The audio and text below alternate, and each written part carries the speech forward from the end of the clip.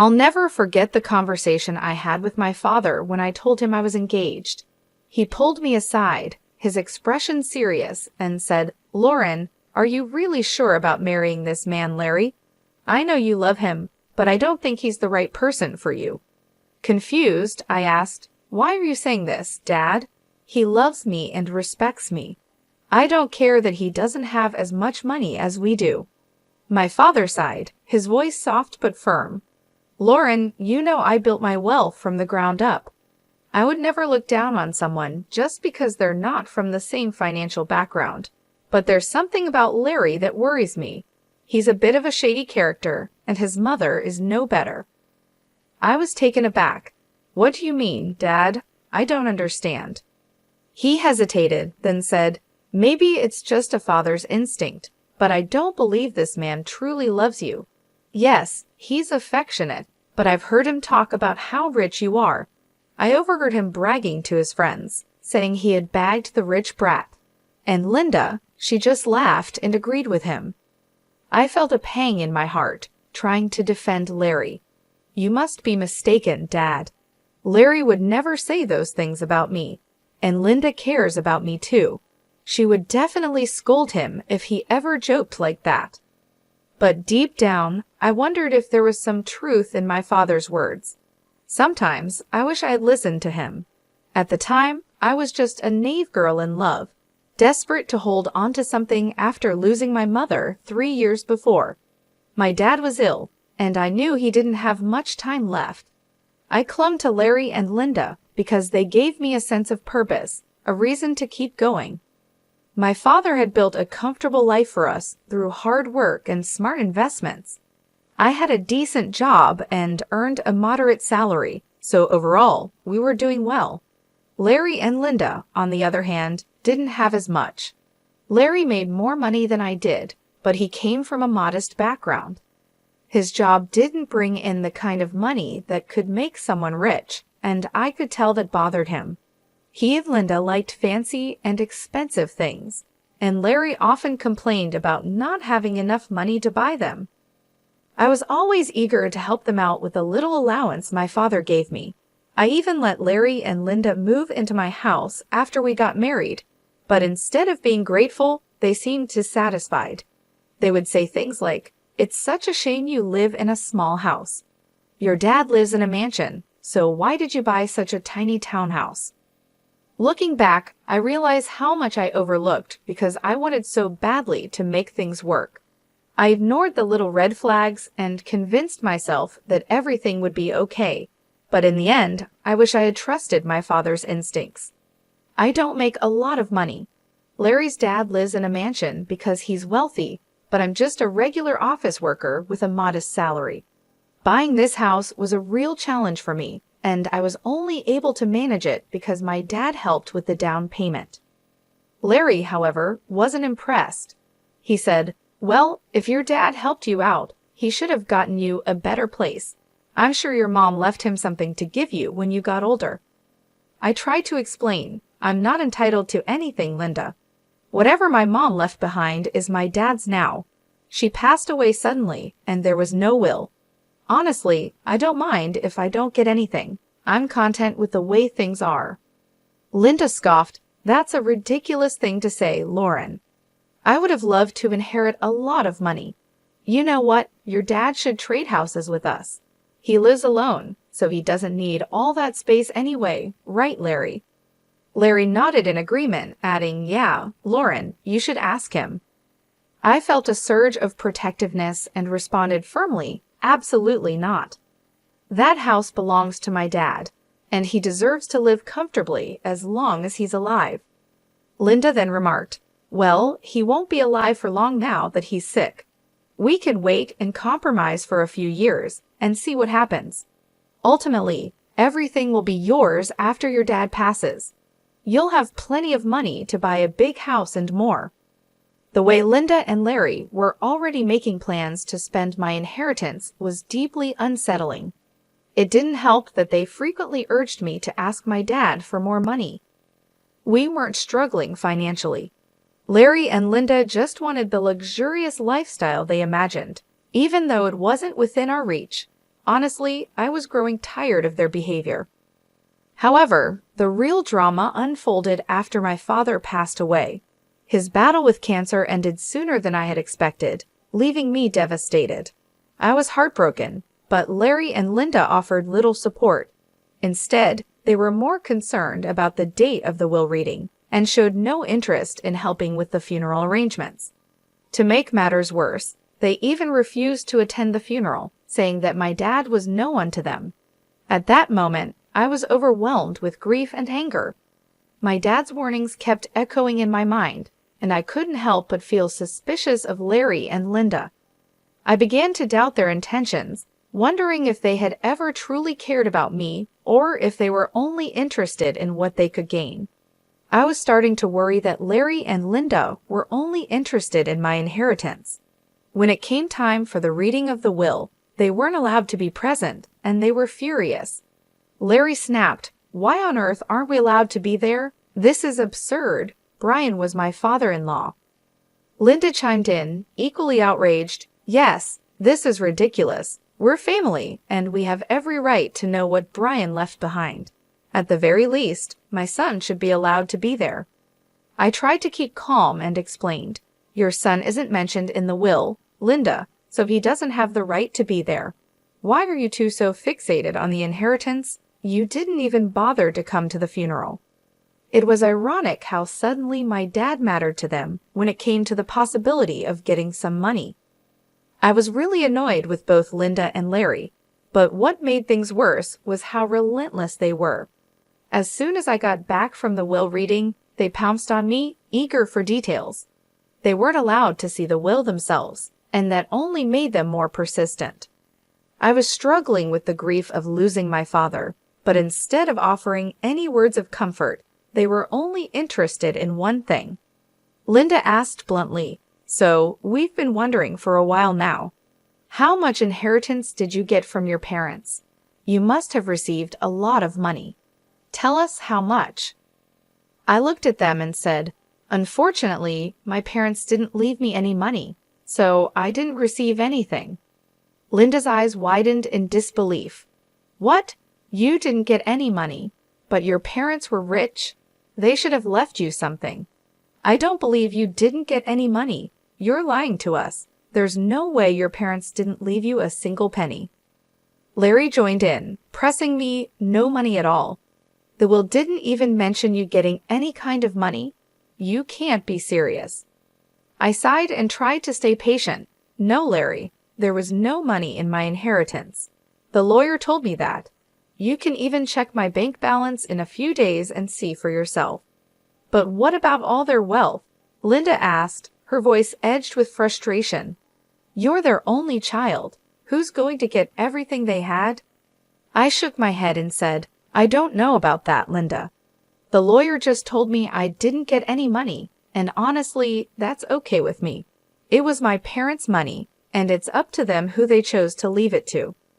Linda looked furious and blurted out, "That's ridiculous. You need to fight for that money. It should be yours." "There is no money, Larry," I repeated firmly. They didn't have much left in the end, and whatever was left, they gave to charity. They had been planning this for a while. Larry and Linda looked completely taken aback, anger simmering just below the surface. I couldn't understand why they were so upset. I almost gave in and told them everything, but something held me back. There was a growing doubt in my mind that my husband and mother-in-law were up to something that wasn't in my best interest. I decided to wait and see how they would react, but they didn't let up. Larry and Linda kept pressuring me for more information, as if they didn't believe what I had told them. The more they pushed, the more uneasy I felt, sensing that there was more to their behavior than just disappointment over the inheritance. I decided enough was enough. I told them firmly that I didn't get any money, and even offered to show them my bank account in a few days. A month passed, and nothing showed up. During this time, Larry became more distant and stopped being affectionate. He was always checking my account and constantly hounding me for information about my inheritance. It became clear where this was heading. Finally, one day, I decided to put an end to it. I showed them my bank statements and said, "See, I told you that I didn't receive anything. I'm not hiding any secret inheritance money from you. Do you believe me now?" Larry looked at the statements and said, "Wow, our years of hard work just went down the drain then. So her parents weren't rich, and she didn't even get $3,500 in the will. This is ridiculous. I can't believe this." Linda echoed his sentiment. "I can't believe this either, Larry. I stayed in this marriage for nothing. I married Lauren for nothing. It was all a waste of time." Feeling hurt and confused, I asked, "What the hell does that mean, Larry? Why are you talking like this?" Linda answered for him. "Why do you think he's saying these things, Lauren? Who the hell would marry you without thinking about the money? My son simply married you so that we could rely on your inheritance. Now I see that you didn't even get a penny. I can't believe I wasted 3 freaking years on a useless girl like you. I could have done so much better." I was stunned to hear them speak that way about me. I finally realized that Larry married me for money. My parents were right about him, and his mom, they were gold diggers. I was so done with my husband and mother-in-law. I was breaking inside, but what they said next turned me to stone. Linda looked at Larry solemnly and said, "What's done is done, Larry. But now it's time for you to divorce Lauren. There is no reason for you to stay with her anymore. You will have time to find a new rich wife. This time, we will make sure she actually has some money to her name." I was in disbelief. "Are you freaking kidding me, Linda? You're asking Larry to divorce me over money. Larry, are you going to listen to her?" Larry didn't hesitate. "Of course, I would listen to her, Lauren. I married you so that my mom and I could have a comfortable life. We grew up poor, and I didn't even go to college. I had no way of earning a lot of money." I was horrified. "So you pretended to love me and tricked me into marrying you. You thought my parents would give me lots of money." Larry nodded, and I felt my heart shatter. "Yes, Lauren. I thought your parents would leave you a lot of money, but now I see that they didn't. It was all for nothing." With those words, everything became clear. My parents were right all along. Larry and Linda were only interested in my inheritance, and now that it was gone, they had no use for me. I knew I had to leave them and start a new life, free from their greed and deception. I was willing to share everything with Larry, believing that our marriage was built on love and trust. But when he spoke, I realized how wrong I was. "Yes, that's what I thought too," he said coldly. "It was the only way I could give my mom the life she always wanted. But now I see that my efforts were pointless. Mom's right, I need to divorce you and keep looking." His words hit me like a ton of bricks. The casual, almost indifferent way he talked about ending our marriage made me question my own sanity. How could he be so detached, so unfeeling? Linda and Larry continued to voice their frustration, complaining about the marriage and about me, but I stopped listening. I was too overwhelmed, too lost in my thoughts, trying to process what they had just said. Their complete lack of emotion and Larry's sudden change in behavior were both heartbreaking and infuriating. At first, I felt a wave of anger rise up inside me. I wanted to scream, to throw things, to let out all the pain and frustration that had been building up. But instead, I took a deep breath and remained calm. "Okay then, Larry," I said quietly. "If a divorce is what you want, you'll get it. I've never been one to refuse your demands, so I might as well give in to this one as a last favor." Linda, sensing an opportunity, quickly added, "So you'll agree to a mutual divorce? It'll save us both a lot of money. And don't even think about trying to get alimony from my son. We'll fight you every step of the way. It's best if you just agree to this." I nodded, realizing that I didn't have much choice. "You're right, I don't have a lot of money right now. So I've decided on something. I'll agree to a mutual divorce, but only if you sign a clause stating that we won't share any of our assets. We'll each walk away with what we have, and nothing more." Larry agreed without hesitation. "That's not a problem at all. You don't have much, and neither do I at the moment. If you can forego alimony, I'll sign the divorce papers and won't claim anything from you. We discussed the details of the divorce, making sure we were on the same page. I could see the relief on their faces. They were both happy that I wasn't making a fuss. I guess they didn't expect me to be so calm about it. But the truth was, ever since that day, I had been crying on my way to and from work. I would sit in the parking lot of my office, crying for an hour before and after work, trying to pull myself together. Larry never noticed my puffy eyes, never asked why I was leaving early for work or coming home late. Linda didn't even bother looking at me after she found out I had no money. Their behavior only made me more determined to get out of the marriage as soon as possible. I knew I had to stay strong and move on with my life. Even though it hurt deeply, I was ready to close this chapter and start anew. The way they treated me, the way they were more interested in money than in our relationship, made me realize that I deserved better. I deserved to be with someone who loved me for who I am, not for what I could offer them financially. In the end, I agreed to the mutual divorce, and I made sure that we each kept our own assets. It was a painful process, but I knew it was the right decision. I had to let go of the life I thought I had and focus on building a new one, free from the greed and deception that had poisoned my marriage. I decided that I needed some space from Larry and Linda, so I had them move out of my house and into a rented place nearby. They settled in quickly, and while we waited for the divorce to be finalized, Larry kept his word and didn't demand a share of my house. I also didn't ask for any alimony. In his eyes, it was a fair deal, but I had no idea how much I had underestimated the situation. The truth of it all came to light on the day our divorce was finalized. I went over to their new place to drop off my wedding and engagement rings. When I handed them over, I said, "Larry, I just wanted to return these to you.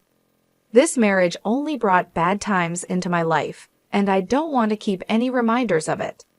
Larry looked at me surprised. "Are you sure you want to return them? You might need the money someday." Linda, never one to miss a chance to be snide, added, "It's so funny how you're giving them back. You must have laughed at our poverty before, but look where you are now. My son is being generous, giving you the rings back. You might need to sell them when your stupid job doesn't pay enough. We don't want the rings anyway, they're cheap ones." I kept my composure and replied, "What would I need to sell the rings for, Linda? I'm not embarrassed. You don't need to worry about my financial situation." Linda smirked and said, "Oh, we already know. Your parents didn't leave you anything, probably because they lost everything due to bad financial decisions, leaving their daughter with nothing." At that point, I couldn't help but laugh out loud. Linda looked puzzled, and so did Larry. I could see that Larry was annoyed by his mother's behavior and also surprised by my laughter. Linda snapped, "Why the hell are you laughing? Did I say something funny?" I looked her straight in the eye and said, "It's hilarious that you think I'm destitute, Linda. It's also funny that you believe my parents lost all their fortune." Linda, clearly offended, retorted, "Well, of course you're destitute. Your parents didn't even leave you a penny. They must have messed up and ruined your life by not leaving you an inheritance." I smiled and said calmly, "I never said I didn't receive an inheritance, Linda. I simply told you that I didn't get any money. My parents actually left me plenty of inheritance." Linda's eyes widened in disbelief. "What do you mean you have an inheritance? I'm so confused." I continued, "My parents could see through you and Larry for what you are, little gold diggers, so they made a secret clause in their will. It stated that I wouldn't receive any monetary inheritance right away. Instead, I was given something much more valuable." Larry, now clearly agitated, asked, "What are you talking about? What did they leave you?" I looked at them both and said, "My parents left me this entire neighborhood as my inheritance." Linda and Larry were stunned. Linda stammered, "What? You own this neighborhood now? How is that possible?" "We would have known about your inheritance if that were true. We even signed the lease with an estate manager who didn't tell us the name of the owner." I explained, My parents wanted me to wait for a year before I could take full control of the properties, so everything was kept quiet. But now I own this entire neighborhood, including the place you're living in." Linda and Larry were left speechless. The realization that they had been living in a place I owned, after all their scheming, was too much for them to handle. The tables had turned completely, and they were finally exposed for who they truly were. I turned to leave, feeling a sense of closure and satisfaction. I had seen through their greed and managed to come out stronger on the other side. Now I was ready to move on and build a new life, free from their manipulation and lies. I got my inheritance, and my parents wanted me to test if you were with me for love or money. Well, you both failed the test, so now you won't get anything from me. The estate manager was put in charge by my parents to take care of the property before I inherited it. They were very smart, you know." Larry scoffed. "That's impossible. I don't believe anything you're saying. You're just embarrassed because you don't have any money left." I replied, "Oh really, Larry? Is that what you and your mother think? Why don't you call your landlord and ask him yourself?" Linda and Larry quickly called their landlord to check what I had said. Since their landlord was actually the estate manager, he told them everything. When they hung up, they looked shocked and panicked. "You lied to us," Linda stammered.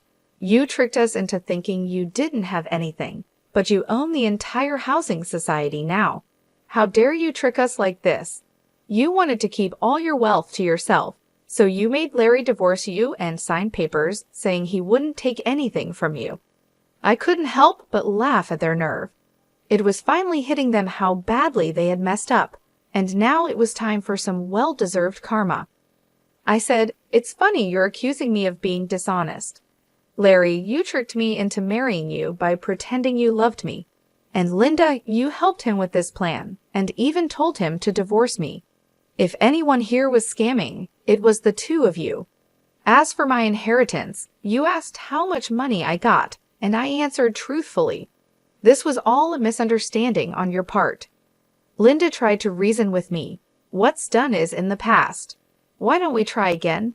We did spend 5 years together, and it would be a shame to throw it all away."